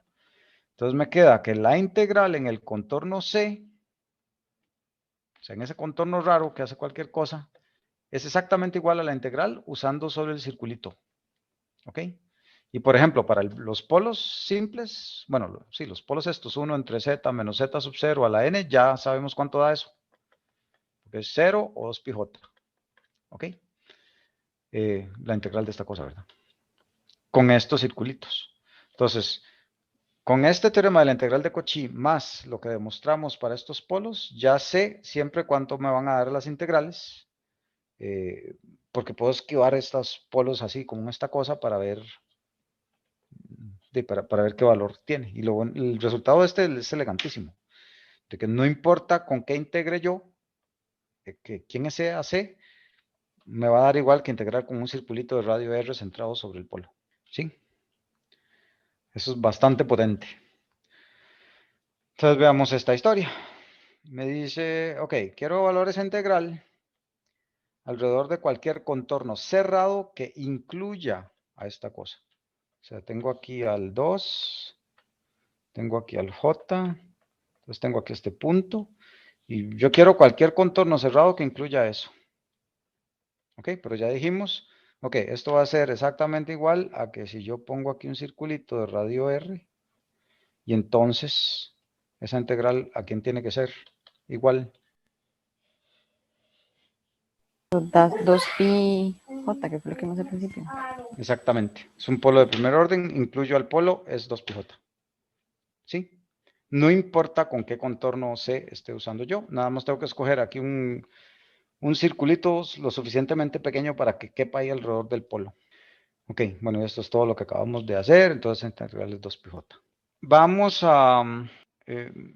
Vamos a generalizar esto todavía más. ¿Qué pasa si ahora, si ahora me dieron un contorno, pero hay un aterro de puntos mal portados? Ok, pues vamos a hacer exactamente lo mismo. Voy a empezar a esquivarlos a todos. Ok, voy a irme en la integral y cuando ya voy a llegar a un punto ahí, lo esquivo, de tal modo que estos dos puntos empiezan a converger. Ya sabemos que estas dos integrales se van a cancelar. Ok, voy a llegar al otro polo, también lo esquivo, etcétera, etcétera. Y esto siempre lo vamos a poder hacer cuando tenga un número finito de polos o singularidades aquí adentro. ¿Sí? Entonces, con la misma lógica anterior, todas estas cosas se van a cancelar y voy a llegar a que la integral sobre el contorno completo va a ser igual a la suma de las integrales usando circulitos que incluyen a cada polo por separado. O sea, este D1 solo va a contener a este polo Z1 y este D2 solo va a contener al polo Z2, etcétera, etcétera. Pero es exactamente la misma lógica que acabamos de aplicar, donde en principio yo estaba sumando también estos, pero se van a cancelar de por sí. Entonces, con eso ya prácticamente acabamos de aprender a integrar cuando tengamos puntos mal portados. Y hagamos este ejemplo. Tenemos una función donde tenemos un punto mal portado en 1 y otro en menos j. Sí, y me dice, ok, vamos a usar una trayectoria de integración que contiene las dos singularidades, una cosa como así, y otra que contiene solo a menos j, pero no a z1, entonces no sé, una cosa como por aquí. ¿Sí? Entonces queremos esas dos integrales. Entonces, ¿qué vamos a hacer? Lo más fácil para poder aplicar esto bien y ver el aporte de cada uno de estos polos es partir esto en fracciones parciales. ¿Ok? ¿Para qué? Bueno, primero puedo hacer esto porque el orden aquí en el numerador es menor que el orden en el denominador. Recuerden que si aquí yo tuviera un z a la 3, eso no lo puedo hacer. Tendría que hacer primero una división polinomial para bajarle el orden a esto y hasta que ya tenga ese orden puedo hacer la descomposición, ¿verdad? Pero bueno, por ahora está bien portada. Ok, ahorita hacemos quién es A y quién es B, porque de hecho lo que más me interesa es las integrales que va a pasar. Ok, llamemos a esto el contorno C1 y llamemos a esto el contorno C2. Entonces la integral en C1 de f de z, ¿quién debería ser? Yo, ajá, ¿Por quién? por A más B. Exactamente. ¿Sí lo ven? Porque esta cosa sería A por 2πj, la integral que yo haría de este pedazo. Y la integral que hago en este pedazo sería B por 2πj. ¿Sí? Y ahora la integral en C2. Esa contendría solo AB. O sea, 2πj, pero Exacto. solo multiplicado de. 2πjb. A quien contiene es al menos j, ¿verdad? Pero menos j es el coeficiente b. Entonces, la integral de esta va a dar 0 porque es analítica dentro y sobre el contorno. Okay, dentro de este contorno, este término está fuera. Entonces, para este término, esa integral va a dar 0, mientras que para este término de sí, 2πj. ¿Sí entendieron el detalle? Bueno, y la parte de carpintería es quién es A. De A sería z entre z más j evaluado en z igual 1, ¿verdad? Esto sería al cuadrado más 1, o sea, esto es 2, y esto es 1 menos j. Ok, eso sería A, ¿y quién es B? Multiplico por 1 más j. Esto sería j por j menos 1 menos más j por j. Ok.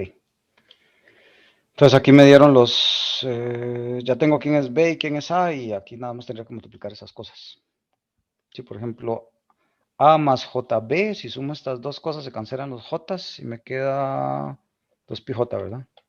Y este sería πj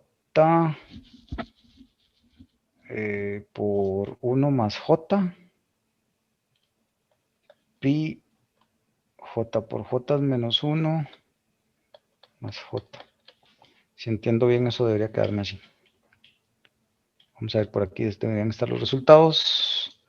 Ok, ahí está el que acabamos de ver primero y el otro pi por menos 1 más j, exactamente como acabo de hacer. Bien, vamos a seguir. Quiero hacer como un resumen de lo que hemos visto para ir teniendo el panorama general. Ok. Lo primero que vimos es que una integral de estas, yo la puedo pasar a una integral de variable real. Ok, haciendo aquí una parametrización de z y entonces convirtiendo ese diferencial en la derivada de z de t por dt. ¿Ok? Con ayuda de este concepto, lo que demostramos es que la integral en un contorno que sea r menos z sub 0 igual a r de 1 entre z menos z sub 0 a la n de z, que eso va a ser igual a 2πj para n igual 1 y a 0 en el resto.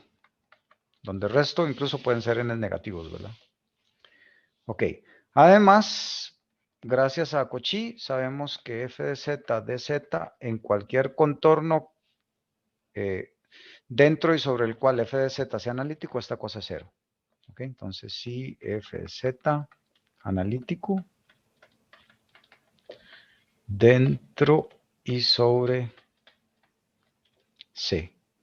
Ok, con ayuda de esto, deformando el contorno, lo que llegamos a demostrar es que una integral de f de z de z va a ser igual a la suma, por decirlo así, de las integrales en contornos chiquititos que contengan a los polos de f de z de z. ¿Ok?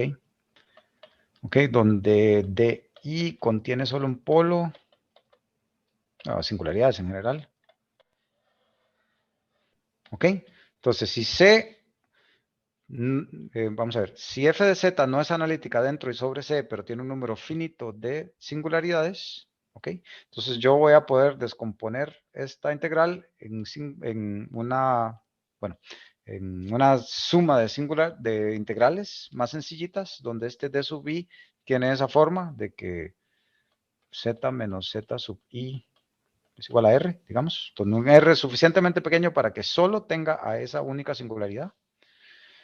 ¿Ok? Y listo. Entonces, si podemos descomponer esto en fracciones parciales, casi que nos va a quedar que esto va a ser 2πj, incluya singularidad, por el coeficiente de la descomposición en fracciones parciales, y 0 si no.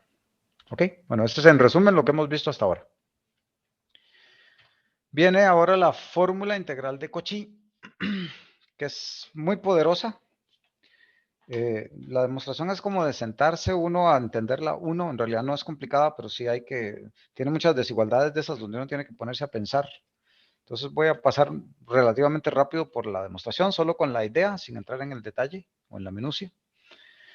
Pero bien, en general lo que me dice la fórmula integral de Cauchy es lo siguiente. Si yo tengo una función que sí es analítica dentro y sobre C, f solita, o sea, puede ser z a la 3 más 3, ¿ok? Si esta función es analítica dentro y sobre un contorno C, y yo le induzco a esto un polo en z menos z sub 0, se lo estoy metiendo ahí a la fuerza, un polo en z menos z sub 0, resulta que esta integral va a ser igual a esta función, o esta función, evaluada justo donde está el polo, ¿ok? Multiplicando a 2πj. Eso es bastante interesante, una propiedad bastante potente. De aquí puedo despejar que entonces f de z sub 0 paso a dividir al 1 entre 2πj y llegamos a esta expresión. ¿Ok? Esto nos va a aparecer varias veces en el curso, de que la función esta, que está aquí, la evalúo en donde está este polo cuando integro. O sea, si yo tomo esta misma función, la integro con ese polo inducido, me da el valor de esta función evaluada en ese polo. Es un poco loco. Y con el factor ahí, 1 entre 2πj. Este 2πj nos va a salir ahora en todo lado, pero en todo lado va a estar ahí metido. Ok, Daisy, está bien, uno puede aceptar esto por dogma, pero a mí no me gusta aceptar las cosas por dogma. Entonces vamos a ver de dónde sale, por lo menos la idea de cómo demostrar eso. Lo que vamos a hacer es tomar a nuestra función, f de z, es f de z, y le voy a sumar 0. Ok, estas dos, o sea, f de z sub 0 menos f de z sub 0, eso es igual a 0, ¿verdad? Entonces no le estoy sumando nada. Pero eso lo voy a hacer simplemente para poder jugar un poco con las derivaciones por aquí. Entonces, voy a dividir esto aquí entre z menos z sub 0 y todo este lado también. Y voy a integrar los dos lados por c. ¿Ok? Entonces, de aquí me va a quedar f de z entre f de z sub 0. Aquí me queda f de z sub 0 es una constante. Entonces la puedo sacar de la integral. Y me queda que este polo más... me va a quedar este otro término, f de z menos f de z sub 0 entre z menos z sub 0. ¿Ok? Vean que esta cosa que está aquí ya es a lo que yo quería llegar prácticamente. Pero bueno, tenemos este otro término aquí, que sin embargo tiene una forma muy parecida al de derivación. ¿Ok? Vamos a ver, este pedacito que ustedes ven aquí, ¿qué es? Integral de 1 entre z menos z sub 0 de z en un contorno que contiene el z sub 0, ¿eso cuánto vale? 2πj. Exactamente, esta cosa es 2πj. ¿Ok? Entonces de ahí sale, por eso ya llegamos a lo que queríamos llegar. O sea, es esta fórmula integral de Cauchy. Ok, pero sí, ven, 2πj por f de z sub 0. Pero tenemos este otro término. Sin embargo, esto que está aquí se parece mucho al concepto de derivada, ¿verdad? Si yo hago tender este z a z sub 0, o sea, hago esto el límite cuando z tiende a z sub 0, y aquí tengo una derivada. Si la función es analítica, esa derivada existe. Y de hecho, por una propiedad que veremos en un rato, si la derivada existe, también a su vez va a ser derivable. En este mundo de los complejos es así, es muy divertido. ¿Ok? Si yo tengo una integral de una función analítica dentro y sobre el contorno de integración, ¿eso cuánto va a dar? Según lo que acabamos de ver. 0 era. Exacto, 0. Entonces esta cosa va a valer 0. Ok, si no supiéramos esa propiedad de que, o sea, de que como esta es una derivada y la derivada va a ser analítica, entonces sí voy a tener que demostrar que esto va a ser 0 siempre, no importa lo que pase. Entonces, bueno, lo que voy a asumir es que si es analítica en Z0, también tiene que ser continua. ¿Ok? O sea, Recuerden, f de z es analítica. Lo que pasa es que le estoy induciendo un polo. Pero f de z solita sí es analítica. Entonces, si es analítica, tiene que ser continua. Que sea continua implica que cuando yo haga el límite de z tendiendo a z sub 0 de f de z, eso es z sub 0. O sea que estas dos, f de z y f de z sub 0, tienen que acercarse arbitrariamente los valores de las funciones conforme yo hago tender z a z sub 0. Y eso tiene que cumplirse siempre. ¿Ok? Entonces voy a usar exactamente los conceptos del límite que vimos hace unas clases para forzar eso. O sea, yo voy a decir, ok, yo me voy a dar un epsilon. ¿Ok? De tal modo que la distancia en valor absoluto de los valores de las funciones en z y z sub 0 tenga que ser menor que ese epsilon. Si esto que yo estoy diciendo aquí es cierto, o sea que la función es continua, este límite existe, lo que quiere decir que tiene que existir un delta, número real positivo, de tal modo que basta con que yo elija... Solo a mí se me pegó. Perdón, yo la oí a usted bien. A mí se me pegó hace poquito, pero seguro fue mi internet hoy. Ok. Bien, entonces, estamos acercándonos aquí el z al z sub 0. O sea, ¿cómo es? Yo puedo encontrar un delta, este z sub 0. Aquí está z. Yo puedo encontrar aquí adentro, esta es radio delta. Si yo puedo encontrar este delta de tal modo que cualquier distancia aquí a z sub 0 sea menor que ese delta, y yo fuerzo con eso que esta cosa sea menor que epsilon, entonces existe ese límite. De hecho, la existencia de este límite está dada si esto ocurre. ¿Ok? Entonces partamos de que sí, de esta cosa es analítica y esto ocurre. Entonces, yo lo que voy a poder decir es, bien, voy a elegir entonces que esta distancia siempre sea delta. Esta distancia entre las funciones es epsilon. ¿Ok? Yo sé que esto tiene que ser menor que esto por la forma en la que estoy decidiendo el límite, pero a su vez yo voy a decidir que el circulito sobre el que voy a integrar tenga un radio mayor que delta. ¿Ok? ¿Para qué? Para asegurarme de que incluso eso va a ser, o sea, este epsilon entre r va a ser menor que esto. ¿Ok? Entonces vamos a ver aquí toda la historia. Yo sé que el valor absoluto de esta integral por la ecuación ML que derivamos al principio, bueno, esta tiene que ser igual aquí en un D que solo va a incluir a esta cosita.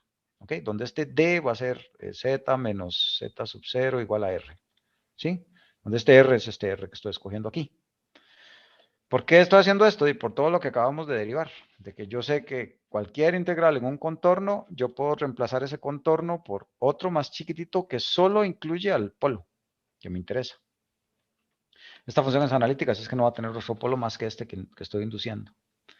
Ok, por ML, yo sé que el valor de esta integral va a tener que ser el valor o un valor máximo para este pedazo, que aquí lo estoy encontrando. ¿Ok? Esta cosa siempre va a ser menor que este epsilon entre R, por la longitud de la trayectoria de integración, que es un círculo. ¿Cuál es el perímetro de un círculo? 2πr. Sí, exactamente.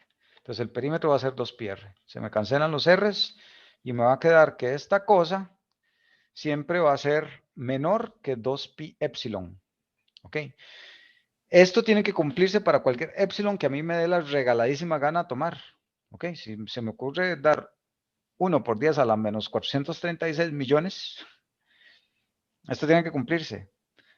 Y si se me ocurre hacer ese epsilon ahora, la mitad de ese tamaño, también tiene que cumplirse. Entonces, eso me está acorralando a que este valor tenga que ser 0. Es la única forma en la que esto se puede cumplir. Si yo para cualquier epsilon me aseguro que esto tiene que ser menor que esto, eso implica que este pedazo tiene que ser 0. ¿Ok? Entonces, así se demuestra esta historia. De nuevo, yo sé que entender estas demostraciones a la primera es como extraño, pero cuando ya uno se sienta, en particular cuando uno empieza con estas cosas aquí, sale, no es complicado. Ok. Podemos ahora usar la primera derivada de z sub 0, usando la definición de derivada. Eso es el límite cuando delta z tiende a z sub 0 de z sub 0 más delta z menos f z 0. Ahí está. Nada más está la definición de derivada, así como lo hemos tenido siempre. Ok. Este término que está aquí se parece mucho o lo podemos replantear, digamos, para usando la fórmula integral de Cauchy, esta que acabamos de derivar. O sea, acabamos de derivar esto. ¿Sí? Ok, ¿por qué? Porque aquí yo tengo a f de z sub 0, o visto de esta forma, f de z sub 0 es igual a toda esta cosa. ¿Ok? Entonces, con la primera derivada, vean que aquí tengo la función evaluada en algo ahí. Entonces, la función evaluada en algo es la integral de esta función de z, entre z menos y este algo. ¿Ok? Con el 1 entre 2 pi j. Y este delta z es este delta z que está aquí. O sea, nada más estoy aprovechando lo que acabo de derivar para plantear esto en términos de una integral. Y este otro f de z sub 0 es lo mismo. ¿Ok? Entonces aquí empiezo a reacomodar términos para llegar a esta expresión de aquí. Donde, ok, si yo hago tender este delta z a 0, este polo que está aquí se empieza a acercar mucho a este polo. Pero como están en los denominadores y es 1 entre cosas que tienden a 0, es muy, muy delicado. Nada más decir que, cuando esta cosa tiende a 0, entonces estos dos se convierten ahí en un cuadrado. Entonces, lo que uno hace en esos casos es asumir, ¿ok? Asumir eso que uno cree. O sea, yo digo que cuando este delta z tiende a 0, esto va a ser z menos z sub 0 y entonces que esta igualdad se da, pero yo no puedo estar seguro, ¿ok? Entonces, para poder estar seguro, uno tiene que demostrar que esta cosa menos esta cosa, cuando uno hace tender delta z a 0, eso es lo mismo. Bueno, eso es 0, digamos. ¿Ok? Sí, entonces, bueno, vamos a tomar eso que les acabo de decir. O sea, esto es lo que acabo de llegar aquí yo con todas estas derivaciones, y esto es lo que yo asumo, que parece que es lo mismo. ¿Ok? Y aquí nada más empiezo a recomodar cosas, y llego a este término de aquí. Y ahí empiezo otra vez con la derivación ML, pero no me interesa por ahora ver los detalles. Esto lo pueden leer en el libro, está con lujo de detalles, en realidad no es difícil. Pero, bueno, al final de toda esta derivación con ML llega uno a demostrar que sí son lo mismo. ¿Ok? Y si sí son lo mismo, entonces esto que yo tengo aquí me va a permitir decir, bueno, con todo esto que tengo por acá, me va a permitir decir que la primera derivada de la función va a ser igual a 1 entre 2 pi j por la integral cuando tengo aquí un polo de segundo orden. ¿Ok? O sea, todo eso es para decir, ok, voy a agarrar aquí una función, le voy a inducir un polo de segundo orden, integro eso. Resulta que la integral de esa cosa va a convergerme a la derivada de la función evaluada en z sub 0, donde z sub 0 es el punto donde induje ese polo. O sea, lo introduje hacia la fuerza, por decirlo así. ¿Ok? Y ahora, usando esta, podemos aplicar todo lo anterior otra vez para llegar a que la segunda derivada ocurre o la puedo ver cuando tengo aquí un 3 factorial. Y aquí me empezó a aparecer un 2. Factorial no. Aquí introduzco nada más un polo de orden 3. Y aquí este 2 empieza a aparecer por ahí. Supongo que ya ven que entonces en la tercera derivada aquí me va a aparecer un 2 por 3. Y aquí va a ser un 4 y así sucesivamente. De hecho, esta es la forma general de esa historia de la fórmula integral de Cauchy. O sea, yo tengo una función y le voy a inducir a la fuerza un polo. O sea, esta función es analítica dentro y sobre C. Y yo le voy a forzar ahí un polo de orden n más 1. Si yo integro eso, multiplico por n factorial entre 2 pi j, eso me da el valor de la enésima derivada de esta función evaluada en donde induje el polo. Si eso es como más oculto, pero ahorita lo vamos a ver, que es genial para usarse. O sea, a uno le simplifica un montón de cálculos saber que eso es así. Bien, podemos pasar esto aquí a multiplicar y el n factorial a dividir, y esta es la otra forma de plantearse la fórmula integral de Cauchy. O sea, las dos son lo mismo, ¿verdad? Uno nada más plantearlo en estos términos o plantearlos en términos de la integral. Ok. Vamos a hacer este ejemplito. Yo tenía la idea de que con este término... no, es que falta el teorema del residuo. Ok. Bueno, vamos a hacer esto si la trayectoria de integración contiene a las dos singularidades. ¿Ok? Entonces, quiero la integral de f de z con una integral c que contiene tanto al 1 como al menos 1. Bueno, menos j y el 1. Ok, entonces, no sé, voy a integrar esa cosa ahí. Entonces, yo ya sé que esto va a ser igual a la integral en un contorno de 1 que solo contiene al menos j. Ok, pero de f de z, o sea, y otro contorno que solo contiene al otro punto aquí, f de z. Pero ahora lo interesante va a ser, voy a usar esa fórmula integral de Cauchy. Que lo que voy a hacer es, ok, entonces esa integral va a ser lo mismo que, voy a integrar, llamemos a esta cosa el polo 1, o sea que esta sea z1 y que esta cosa sea aquí z2, para darles nombre a estos. Ok, esto va a ser igual a la integral en d1, entonces necesito al polo aquí, y necesito una función que sea analítica dentro y sobre este contorno que solo tiene al 1, ¿sí? O sea, d1 va a estar por aquí, digamos, y d2 va a estar por acá. Mire, ya son las 5, ya tengo la reunión. Voy a apurarme con esto y terminamos aquí y yo grabo el último pedazo aparte. Ok, entonces, aquí vamos a tener a esta función. Voy a escribirla de otro color solo para que quede muy claro. Esto va a ser z entre z más j. ¿Sí? O sea, simplemente todo lo que no es el z menos 1. Y esto va a ser d2. Y lo mismo, ahora va a ser z entre z menos 1 dividido entre z más j. Ok. Y aquí aplicamos lo que acabamos de aprender. ¿A quién es igual esta integral? A esta función evaluada en donde está el polo, que sería entonces a 1 entre 1 más j, es donde está el polo, multiplicando 2πj. ¿Sí? Más esta función evaluada en donde está esta cosa, que es menos j. Entonces, menos j entre menos j menos 1, multiplicando 2πj. Ok, y de hecho esto ya lo acabamos de tener hace un rato, es exactamente la misma integral. ¿Sí? Esto aquí sería igual 2πj por,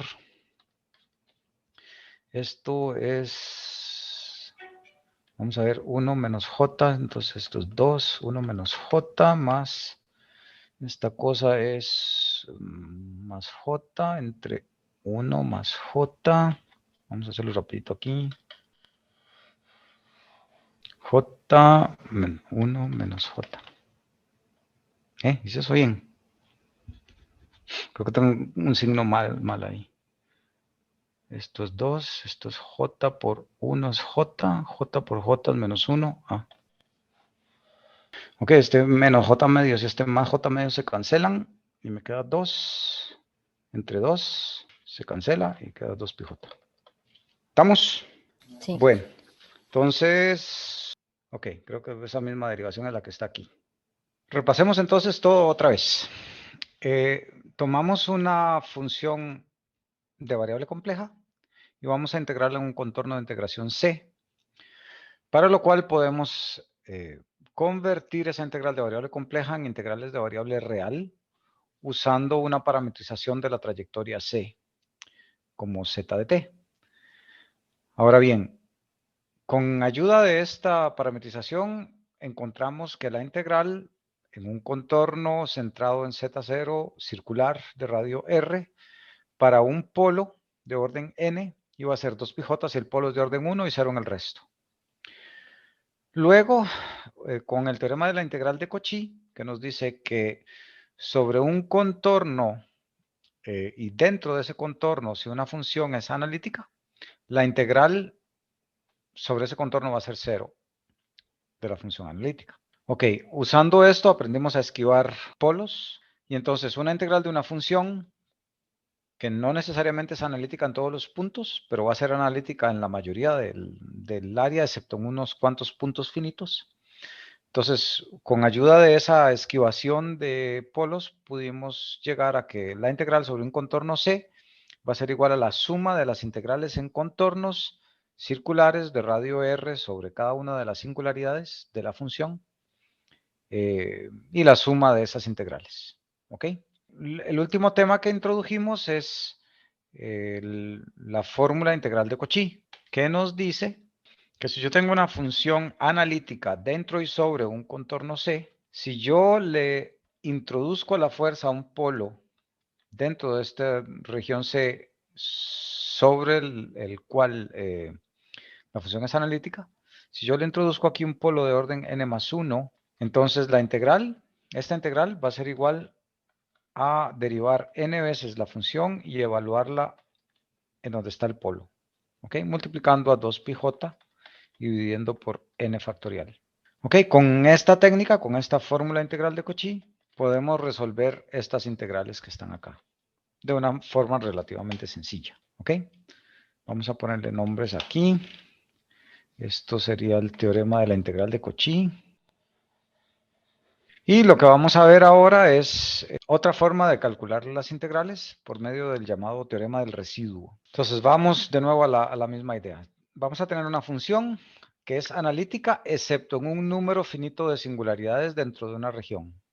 ¿Okay? Entonces tenemos la región, el contorno es este y vamos a ver la región, aquí podemos llamar a toda la región aquí S.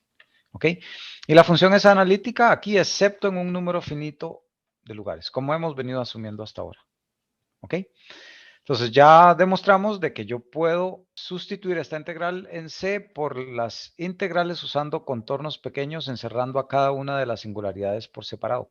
Entonces esta integral sobre el contorno C va a ser igual a la suma de cada una de esas, donde estas integrales van a utilizar contornos de integración que encierran única y exclusivamente a una singularidad. Entonces para cada una de estas integrales yo puedo desarrollar en serie de Lorentz a la función centrada en exactamente la singularidad y usando la región que tenga esa singularidad como punto límite. Entonces, sabemos que si hacemos eso, cuando tenga un polo de m orden, por ejemplo, voy a tener m términos en la parte principal y el resto de la serie de Taylor. De todos estos términos, vamos a saber que la integral, cuando yo haga aquí la integral sobre el contorno C, entonces va a ser igual a hacer la integral de todos estos términos sobre el contorno C, solo va a sobrevivir este término. Entonces, eso es lo que estamos haciendo aquí. Todas estas integrales que vamos a tener aquí, cada una de estas aisladas, como tengo aquí polos de orden distinto de 1, todas esas integrales se van a hacer 0 y la única que va a sobrevivir es esta integral.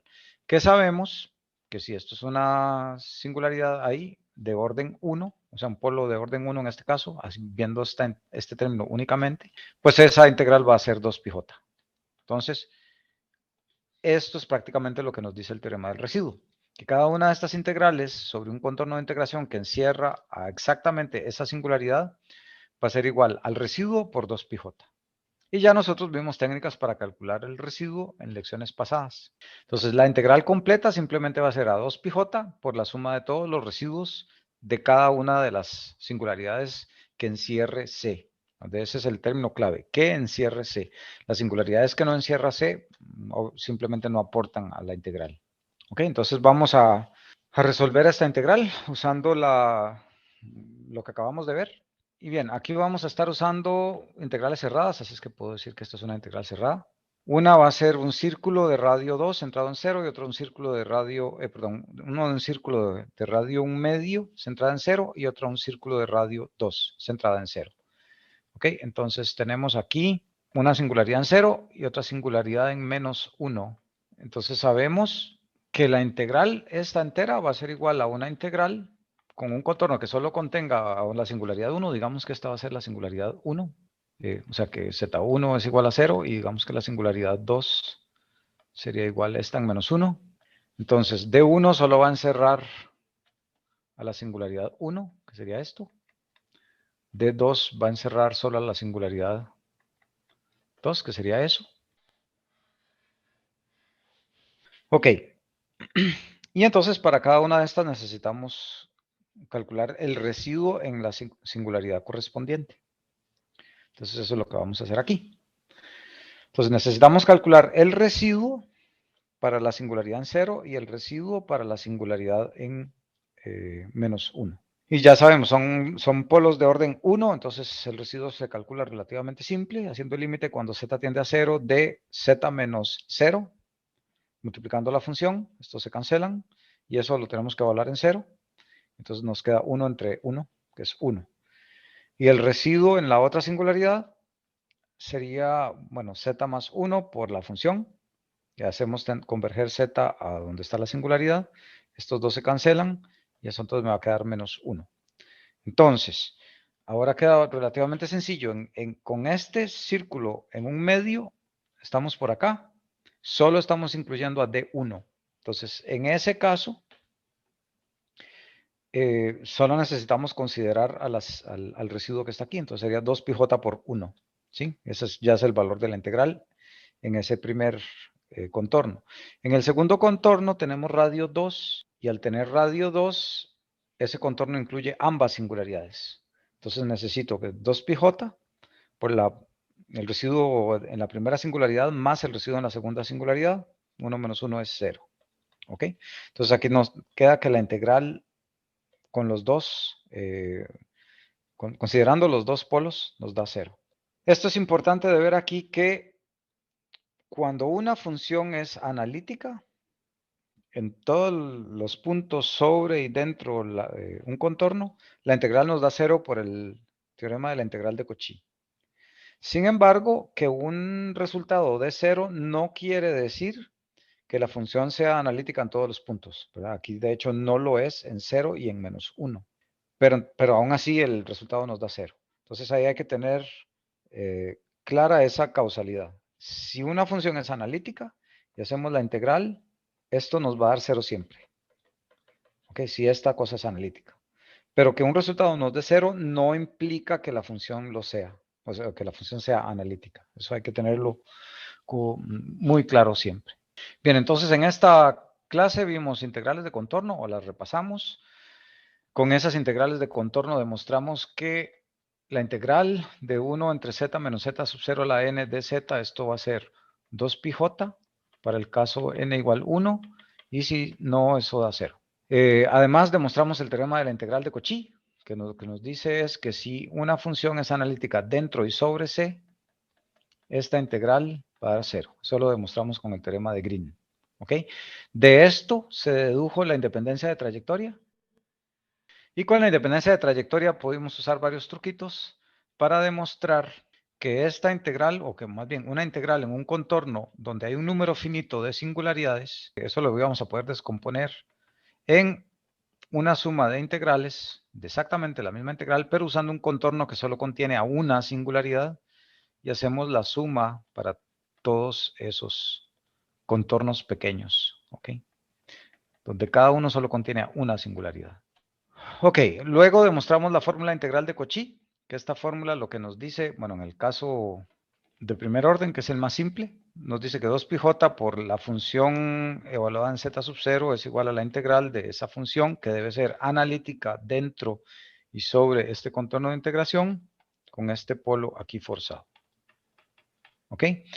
Y lo que empezamos a ver también es que si yo empiezo a forzar aquí con otro orden, entonces lo que tengo que hacer aquí es sustituir por este orden en el que introduje aquí el polo, derivo n-1 veces, y aquí tengo que dividir entre n-1 factorial. ¿Ven? En la clase usamos aquí n más 1 y aquí n, pero es equivalente. Y finalmente el teorema del residuo nos permite calcular cada uno de estos términos como solo incluyen a una singularidad. Podemos, bueno, demostramos que ese valor va a ser igual a 2πj, cada una de estas, por el residuo en esa singularidad. ¿Ok? Entonces, al final lo que nos dice esto es que la integral en un contorno C de f de z de z va a ser igual a 2πj por la suma de todas las singularidades en cada una de las singularidades que encierre este contorno. Nos vemos el viernes. Bueno, profe, por ahí. Gracias, profesor. Muchas gracias a Profe, ustedes. gracias. Hasta luego.